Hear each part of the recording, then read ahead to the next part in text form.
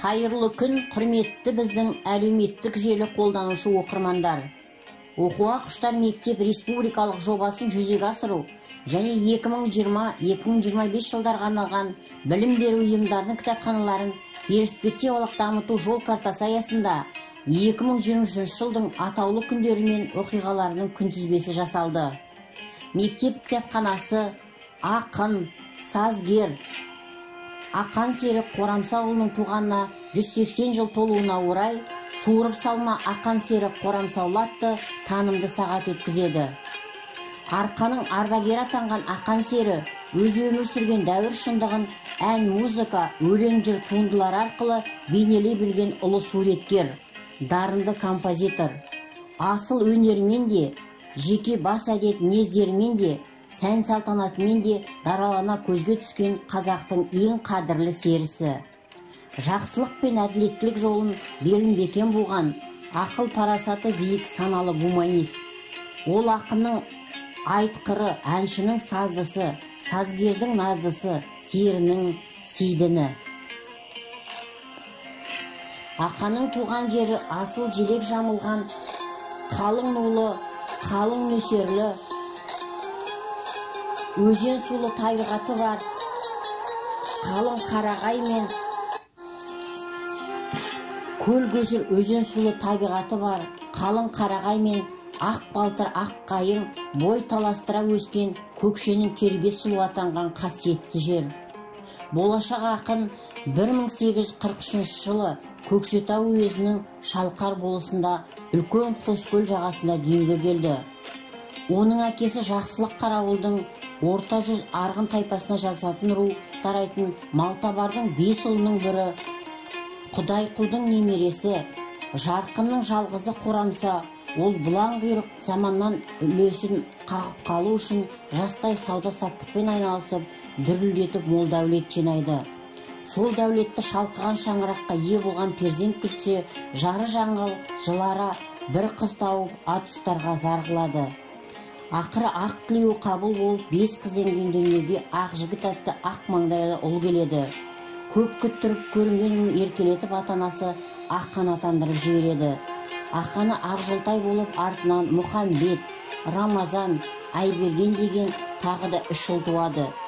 Ізі жолы құтты болған үлкен ұлын Қорамса беттен қақпай ерке етіп өсіреді. Балаларға қара танытып хат білгізу үшін ауылда арнайы ұстаған Күнту молдадан Ақан алғаш қадимша сабақ алады. Ұстазының айтқанын қағып алып, табанда қайталап беретін зерек бала молданың бір сарынды дәрісіне зерге бастайды.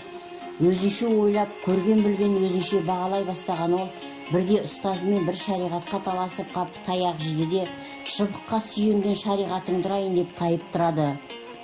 Бір саудагерге еріп, Қызылжар кетіп қалады, онда барып Уәли Ахон медресесіне түсіп, 2 жыл білімін байытады. Азды көпті дәулеті бар Қорамса, мұсылманша сауат алған Ақанды ауыл молдасы етпек болады.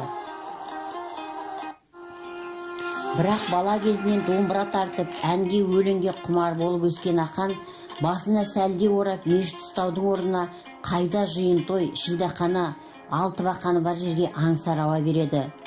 Бойшаң келбетті, әдем ашық үні бар жігітті қай жерге барса да құрметпен қарсы алатын болған. Сонымен Ақан 16-17 жасында өнер жолына түседі. Тарихтың алтын парағына анасы жеңіл еркелетіп қойған Ақан есімін мәңгі өшпестей етіп қалдырады. Осыдан бұлай Ақанның жалпақ жұртқа жат көрінген серлік өмірі басталады.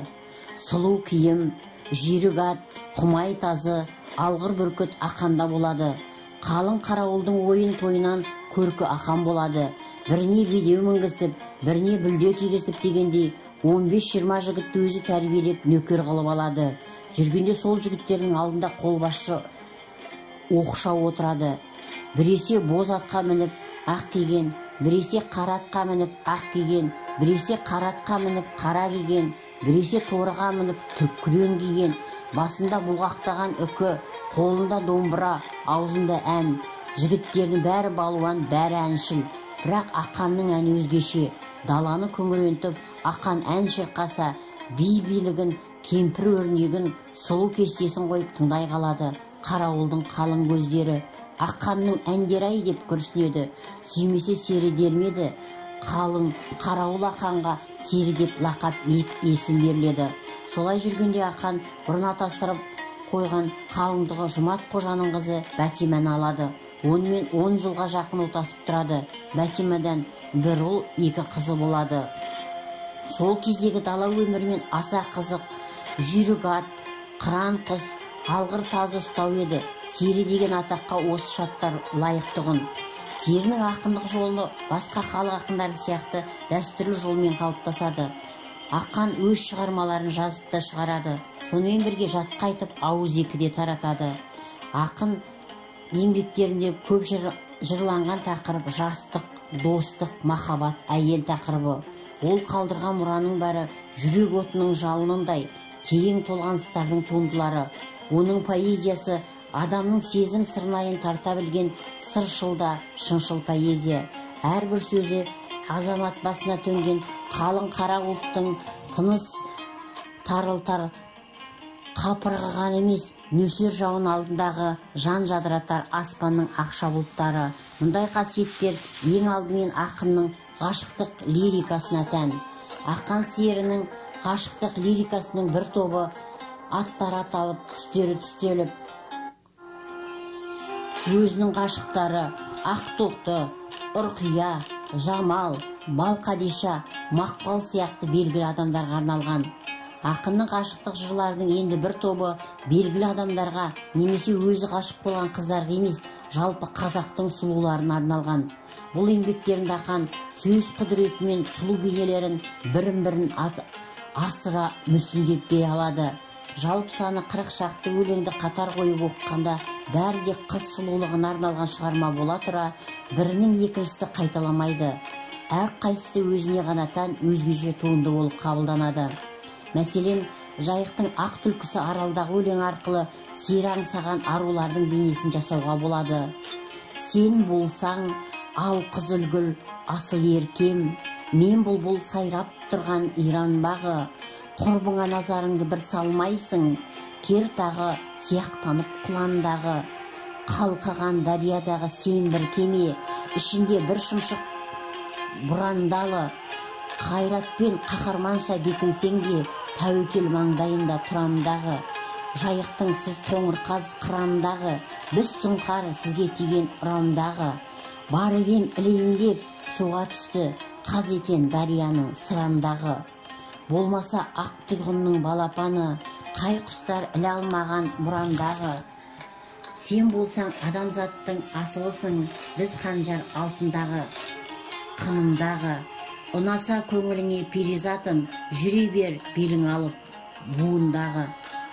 Жалпы алғанда Ақан Балқадиша, Сырымбет, әйелдер сипаты, Жайықтың ақ түлкісі аралдағы деген өлеңдеріне сұлулықты, әдемілікті жырлайды. Әйелдерді жер дүниенің ең бір сұлу әдемі жаратылыстарына балайды. Азаттықты, еркін, махаббатты аңсайды. Сері шығармаларында сұлу қыздардың мінез көркі қаншалықты әдемі жырланса, сондай-ақ қазақ жігіттерінің бейнелері де айтарлықтай дәрежеде суреттеледі. Ақан қазақ жігіттеріне жас замандастарына қарап жазған арнауларында ақыл айтып, жақсылыққа жолға ұстап, өнерге баулайды. Адамның біліміне ақыл серік деген шығармасында жастарды бос селтеңмен, мәнсіздіктен, жағымсыз мінез құлықтардан сақтандырады. Тірлікте тырпанып қал, сайран етіп, ажал келмей тұрғанда шауып жетіп, құрметсіз айыбыңмен өмір сүрсең, қотыр бұзау секілді қалдың өліп.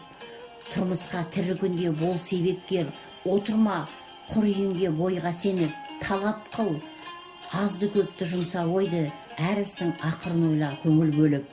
Ақан сері Қорамсолы өмір шындығын үлкен суреткерлікпен жырлаған заманның асқақ ақыны ғана емес, мұңшыл да сылшыл, лирикалық тебіреністі сазымен, әншілік, орындаушылық өнерімен танылған өзгеше дарын иесі. Оның композиторлығы ақындығынан кем түспейді. Кезінде жұртшылыққа кең танылы ақын даңқының шарттарына жетуі әншілік композиторлық өнерінің жемісі. ақиық ақын көкшенің сұлу табиғатына көз тігіп, оны албырт сезімді әсерлі музыка үніне бөлейді. Осы әншілік өнерде ақан сері жалғыз болмайды. Айналасына әнші кіші жастарды жинап, өзгеше бір өнерлі топ болып ел аралайды. Ақын әнші серілердің бәрімен достасады. Балуан Шолақ, Жаяу Мұса, Естай, Иман Жүсіп, Құлтума сияқты атақты ақын әншілер ақанның ең жақын достары болған.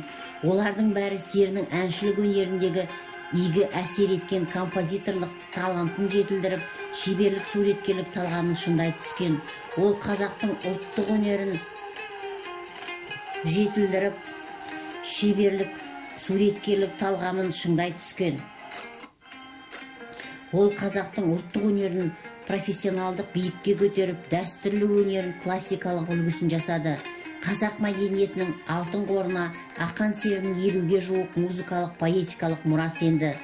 Қорыта айтқанда, ақын шығармаларының басым көпшілігін қамтитын кеңінен танымал көңіл күй және махаббат лирикасының ғажайып табиғат суреттері мен нәзік мұң, өмір қиыншылықтар туралы трагедиялық пайымдаулар шынайы да шымырық қатар өріліп жатады.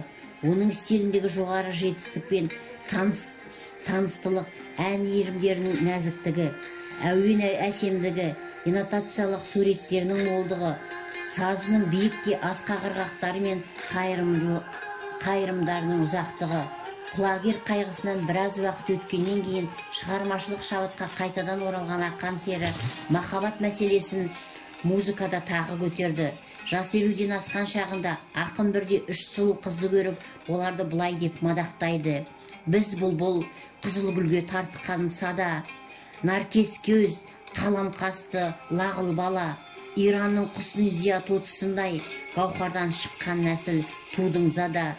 Топ көрсе қырандайтын біз бір тұлпар, бұлбұл қыз қызыл гүлге болып іңкәр. Хадиша, Ғалия мен Нұркүләндан сіздерде неге ұмытсын көрген сұңқар. Ақынның бұл өлеңі халық аузында 3 тотығыс атанып кеткен. Қорыта келе айтарымыз, ақан сері махаббаттың мәңгілігін, оған қарсы еш нәрсені бөгет бола алмайтын, бар дауысымен жар сала ұрандап өткен өлмес, өшпес серінің өзі. Құлагер ақан серінің атақ әйгілі, жүйрігі жыр болған тұлпары. Кезінде ақанның жас болса да жан-жақты дарын иесі екенін таныған құлагер алыс ағайындар оған жүйрік тай сыйлайды. Осы тайды Құлагер деп атаған Қызылжар қаласы мен Омбы қаласының арасындағы үлкен Қараой деген көлдің жағасына мекен еткен атақты Зілғара шешенің баласы Әлібек екен. Ақан сері жүйрік атым бар еді, елдегі бәйгеге қосып жүрмін, 300-дің атына қоссам ба деген оймен сізге келген едім дегенде, Әлібек тұрып, менде де жүйріктер бар. Әкем Зілғара жылқысын санап білу үшін үлкен Қараойдың ортасына өткелді арал бар екен. Соған бүлкі жылқыны қамап, қайтарда өткелді санағанда жылқысының саны 32 мың бопты. Одан кейін санағанымыз жоқ. Олай болса, аттың терін алдырайық деп, 1-7-ден кейін 40 шақырымнан құлагермен 11 ат жібергенде, ақанның құлагері алдына 1 шақырым бұрын келеді. Енді 1-7-ден кейін 50 шақырымнан жібергенде 2 шақырым алдына, енді 1-7-ден кейін 60 шақырымнан жібергенде 3 шақырым алдына келеді. Әлібек ақан сері атың шын жүйрік екен, астың бәйгесін Әлібектің аты боп қосылсын. Егер атың озып келсе 300-ге атыңның атын шығарамын дегенде, ақан сері маған одан артық ештеңенің керегі жоқ деп уәделескен екен. Келесі жылдың жазында Әлібекке еріп Жағалбайлы еліне барады. Бәйгеге 304 ат тіркеліп, Әлібек апарған 7 аттың 3-і тізімге ілігіпті. Әлібек Омбы губернаторына 100 солдат алдыртып, бәйгеге қосылған аттарға жолда жамандық істемесін деп ат шабатын жолға 2 шақырымға 1 солдаттан қойғызған екен. Әлібек өзі орысша сөйлей білетін сауатты адам болыпты. Бәйгеден құлагер алдына келеді. Әлібектің өзге қосқан 2 аттың біреуі мүше тастап, келін бәйге келгеді. 2 аттың бәйгесі 75 жылқы болады. Сонымен Әлібектің дәрежесі көтеріледі. Әлібек ас басқарып жүрген ақсақалға, мына той жалпақ елдің игі жақсыларына бас қосқан жер екен. Сізден сұрайтынын, ертең ана төбенің басына асқа келген адамдар түгел жиналсын. Ең бір парасатты адамға берген антым бар еді, соны халыққа естіртейін дейді. Сол уәдемнен ертеңінде төбенің басына халық жиналады. Түйенің үстіне шатыр орнатып, соның астында тұрған Әлібек, мынау ақан сері жетектеген құла ат кешегі бәйгеден озып келді. Бұл ат серінің меншікті аты. Серіге берген сертім, атың жүйрік екен. Бәйгеге менің атым боп қосылсын. Егерде атың озып келсе, 300-дің жиналған жақсылардың алдында ат иесі ақан сері деп айтпақ едім. Ат озып келді, антымды жұтпай орындадым. Куәгер сіздер, бұрын құла ат болса, енді ақан серінің құлагері болсын деп сөзін аяқтаған екен. Тай көзінде баптап күтіп жаратқан құлагер ат бәйгесінің алдын бермейтін жүйрік болып шығады. Атығай қарауыл деп аталатын арқадағы қалың ел ішінде қандай жарыс болса да, құлагердің шаңына ілесіп қылқұйрықты табылмайды. Құлагердің даңқы аққанның әншілік атағымен қоса шығады. Аққошқар Сайдалы деген кісінің 5 болысқа сауын айтқан асында құлагер 300-дің аттың алдында қара үсіп келеді. Сонымен ақан сері Сағынайдың асына құлагерді қосады. Ол кезде бүгінгідей айналып шабу жоқ, аттар ұзаққа жіберіледі. 313 аттың алдында құлагер жұлдыздай ағып келе жатқанда, анау Сайдаласының ішінде қан қатқан Барақбай қамыс ішінде жасырынып тұрып, құлагерді шоқпармен ұрып өлтіреді. Соңғы жұбанышы қызығы болып жүрген сәйгүліктің өлімі онсыз да қам көңіл ақанды зар еңіретеді. Ол айтқан құлагер әні осы күнге дейін тыңдаған адамның сай-сүйегін сырқыратады. Құлагер поэмасы қазақтың дарынды әншісі ақан сері өмірінің трагедиялық тұсын шынайы суреттеу арқылы сол кезеңдегі замана шындығын, рухани дағдарысқа ұшыраған адамдар бейнесін толық аша білген ауқымды туынды. Осындай шығарманың туындыларына себепкер болған поэзия құлагері, оң қолынан өнер тамған шебер ақын Ілияс Жансүгіровті халық ешқашан ұмытпақ емес.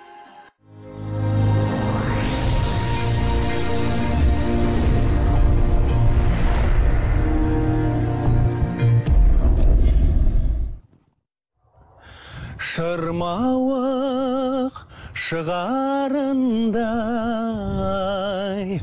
басартады біздің ел, ерте жайлап кеш қайтадай оу бел. Аспандатып ақан салған асқаған, құрыштияқ құлагер шапқан құбабел, серлікпен өткен салдәурен. Қараңыздар, арқаның осынау кең байтақ даласында қаншама тарих жатыр. Кешегі ән-дүлдүлі ақанның да серлік құрған жері осы жер. Бүгін біз қазақтың алтын кені ақан серіден қалған жәдігерлерді түгендеуге сұлу көкшеге келдік.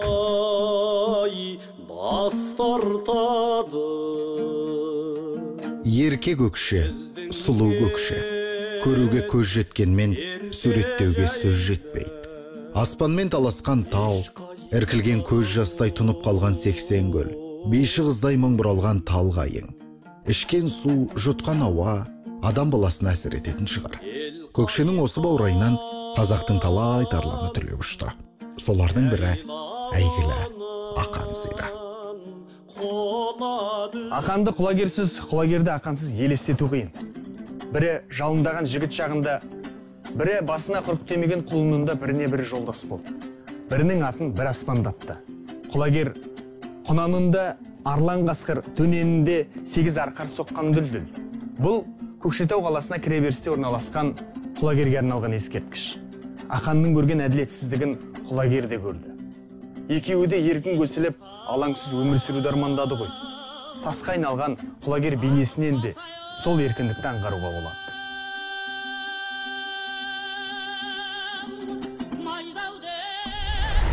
Ақан ат жалын тартып мінгеннен алыс жақынға атаға жайыла бастайды. Ерге қанат болсын деп ағайындары тай мінгізеді. Қыл құйрықтының ішіндегі шашасына шаң жұқпас жүйрік болады.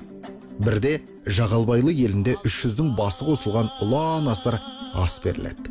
Аста атақты Зілғара шешенің баласы Әлібек Ақанның құласын өз атынан бәйгеге қосады. Додада алдына қара салмай келген құла атты жетегіне алған Әлібек жұрт алдына шығады.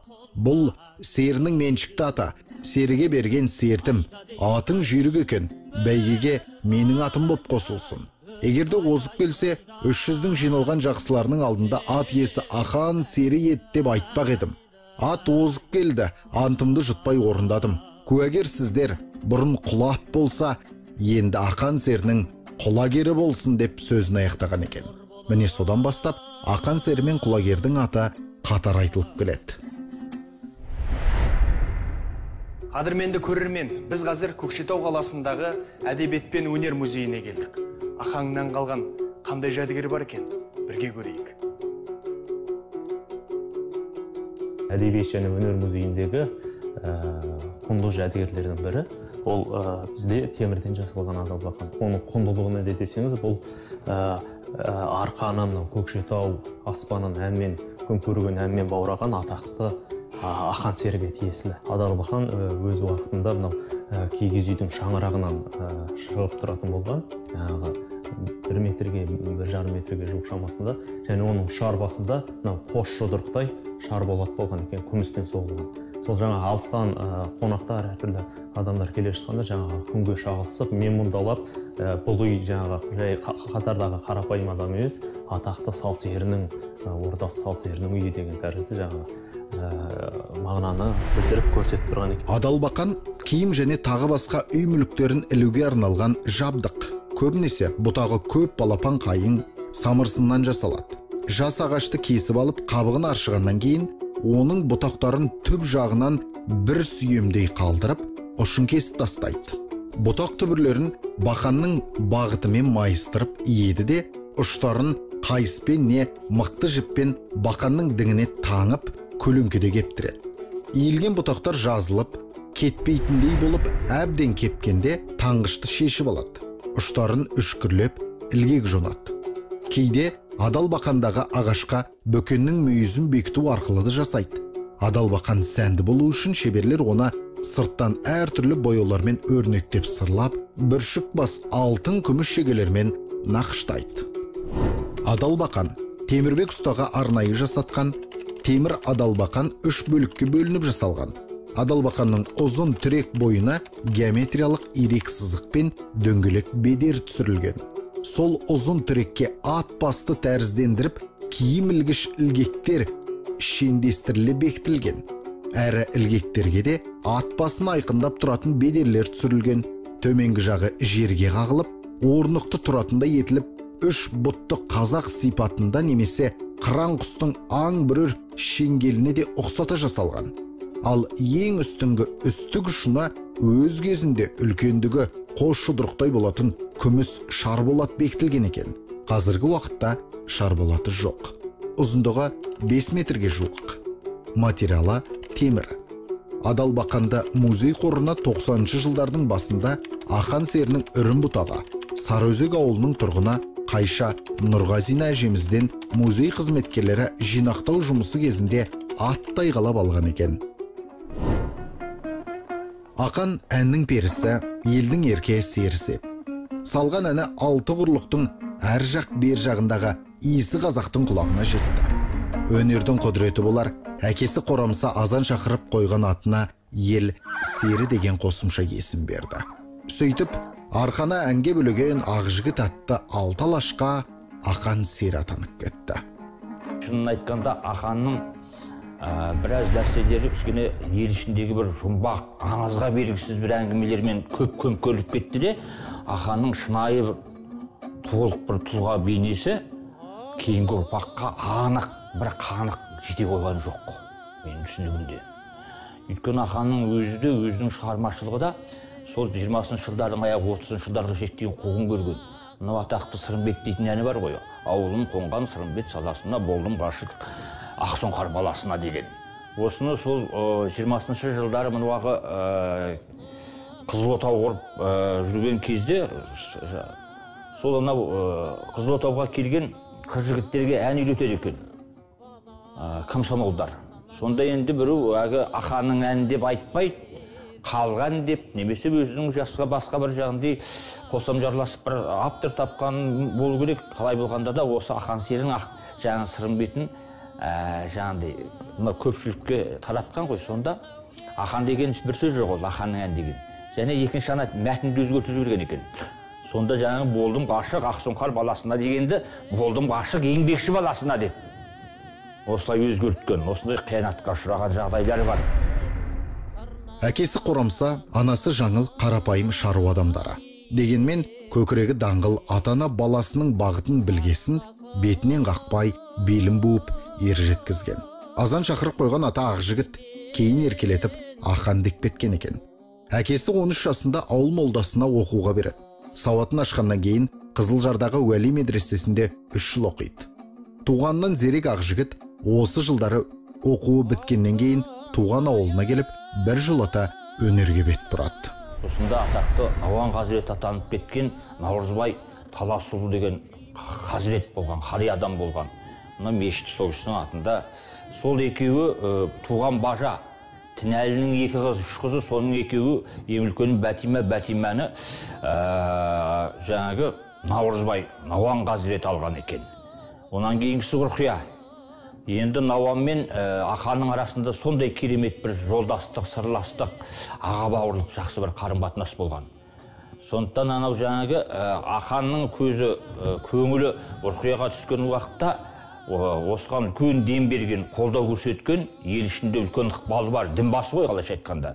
Осыған Науан Қазірет кәдімгідей шындап кірісіп, айттырып қойған жері бар ғана қаратпай, Ұрқия мен ақанның қосылуына бірден бір себепші болған, соған мұрындық болған Науан Қазіреттің өзі.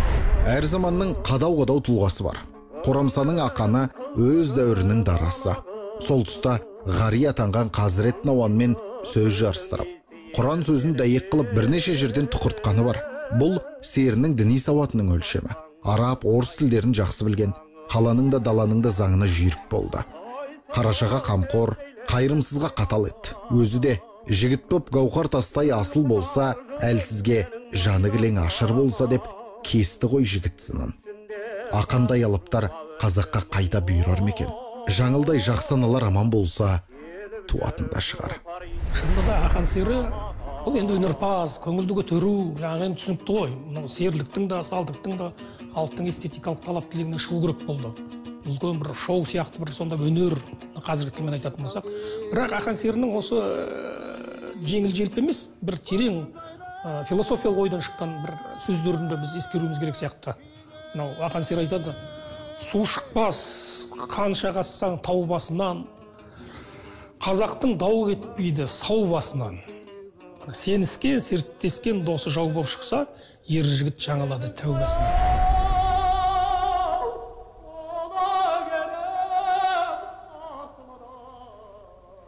Құлагерге арналған бұл әннен де ақанның арғымағынан айырылғандағы жан күйзелісі естіледі. Серінің тақымына тай күнінде түскен құлагердің даңқы құнанында жайылды. Алайда ақанға деген жеке басының өшпенділігін құлагерден алған батыраштың арамдығының құрбаны болды. Талай топта абыройын асқақтатқан жүйрігінен көз жазып қалу ақанға да оңай болған жоқ. Ат болса да адал серік еді. Жылқы болса да жамандықтың құрбаны болды. 1936 жылы қараша айында Ілияс Жансүгіров құлагер поэмасын жазды. Бұл шоқтығы биік туынды сол кездегі социалистік Қазақстан газетінің бірнеше санында жарияланды. Бұл енді біз айтамыз, ақан сері жалпы импровизациялық, ақындық шығармашылықтың ақын әнші ақындар дейміз. Мысалы, бұл енді олардың сөйлеу стихия дейміз ғой, шығаруы бұл ауызша, импровизация бола ма, экспромт бола ма. Бірақ біз ақан серінің тек осы жағын ғана аламыз, оны сал деп, сері деп қана қарастырамыз. Ал енді ақан серінің мынау кәдімгі Қызылжарда медресе оққан. Ол енді Науан Қазіретпен өздеріңіз білесіздер, енді бұл жақын болды, бажада болды деп айтамыз, бірақ ол енді оның ақан серінің үлкен діни білімін біздер көп насихаттап жүрген жоқпыз. Мысалы, оның анау Тағрипың деген өлеңінде, анау кәдімгі Абай атамыздың Әлифби деген өлең сияқты арабтың бүкіл 28 ғарыпның барлығын жаңа өлеңге қосады. Сосын өзі тіпті мынау өзінің Мағжанның анау ақан серінің ақындығы деген бір очеркі бар, сонда айтылады. Мынау кім ақан сері дейді, өзінің мынау нелеріне, жаңағы құрбыларына, яғни замандастарына, ғашығының өзіне анау Құран кәрімдегі кейбір ұғымдарды алады. Мысалы былай дейді, құрбыны сипаттауға тіл жетпейді, болғанда қамыс қалам бақыр сия.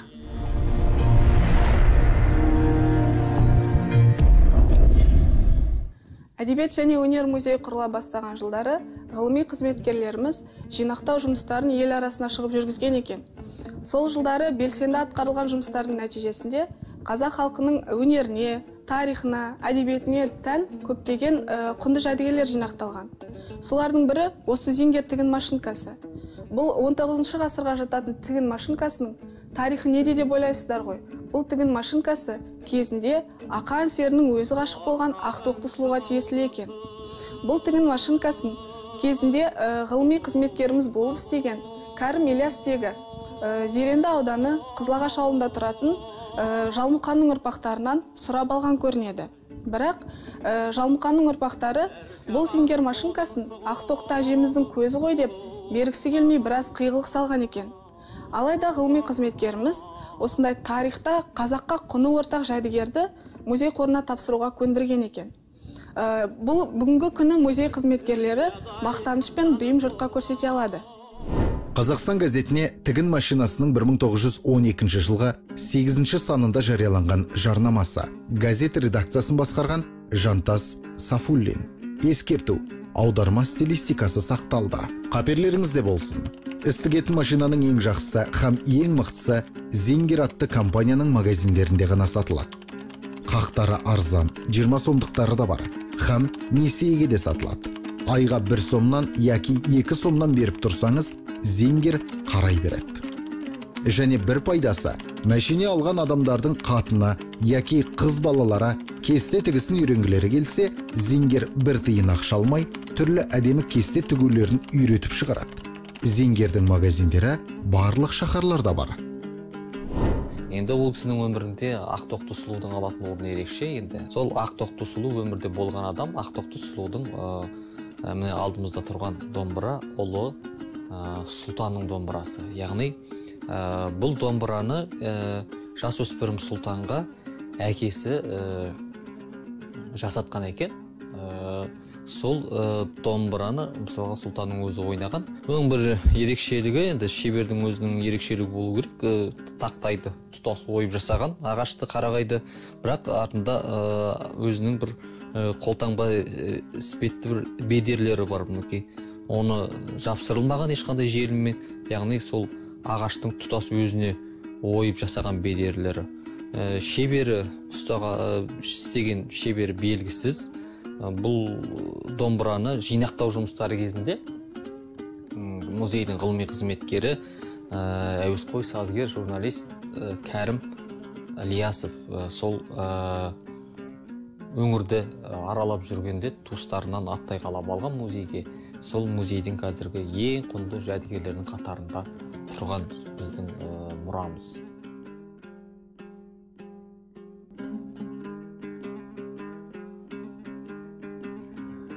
Ақаңнан қалған барлық жәдігерлерді сіздерге көрсеттік. Көкейлеріңізде де бір сұрақтың туып тұрғанын түсініп тұрмыз. Әншінің әніне үн қосып, жан дүниесімен бірге бебеулеген домбырасы қайда? Ақаңнан қалған құнды мұраны көру үшін арқадан Алатаудың баурайына аттанамыз.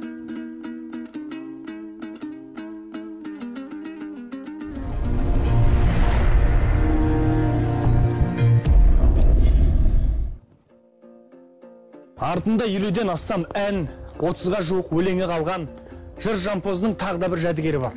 Ол өзі ұстаған домбырасы. Ақанның құлагеріндей құнды жәдігер бүгінде Ықылас атындағы халық музыкалық аспаптар музейінде тұр.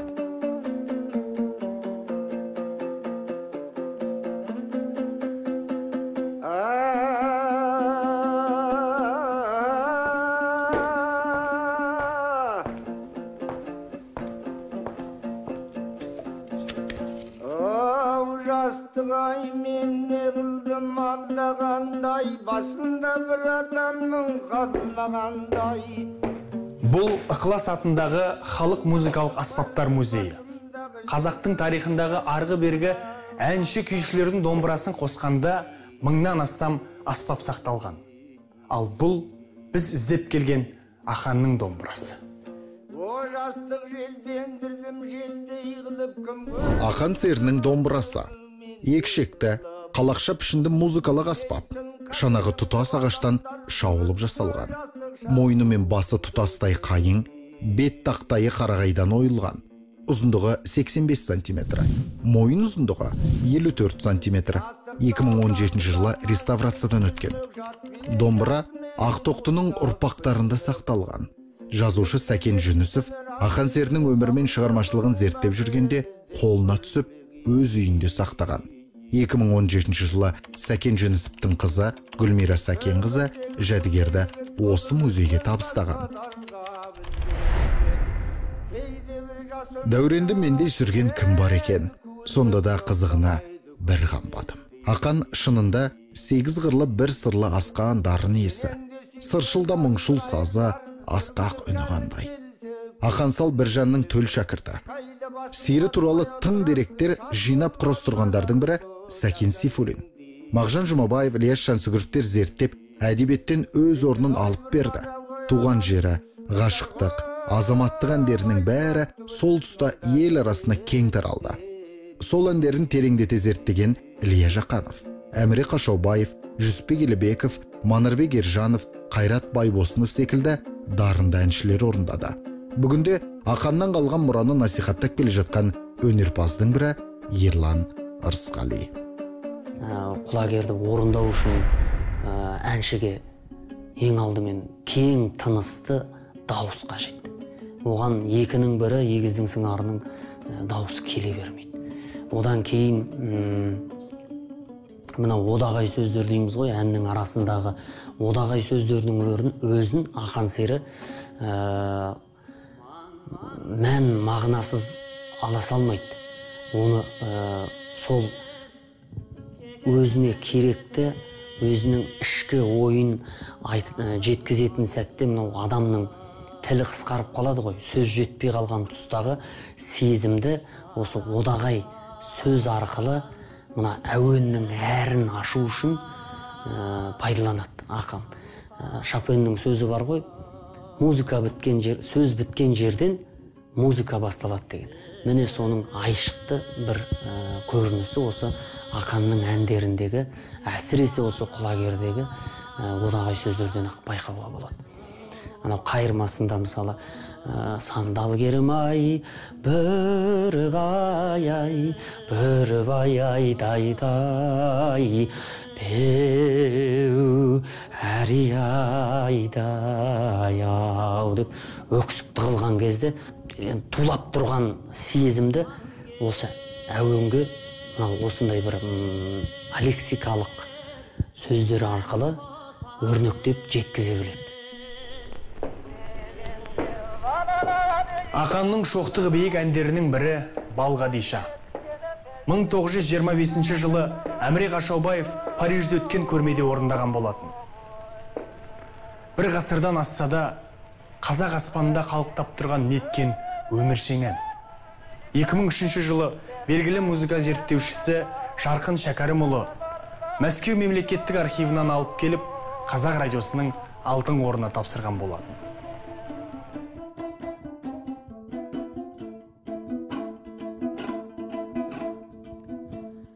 Қазедің бекеңінің Балғадиша, бұралғаны белеліңі нәзік, шіркін айы Балғадиша.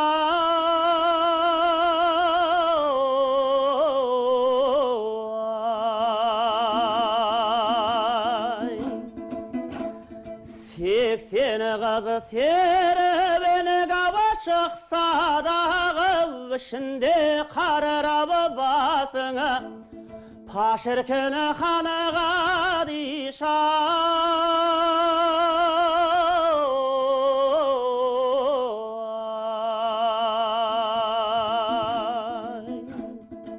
Ақан көзі тірісінде атаңызға айналған тұлға. 2 ғасыр өтсе де серліктің, әншіліктің өлшемі секілді болады да тұрады. Бұл күнде ағаң болдым төр алдында, бір кезде ақан едім аспандағы. Мәңгілік ешкім жоқ, бәрінің дәурен өтеді. Ал бір жәдігер, бір ғұмырды баян етеді.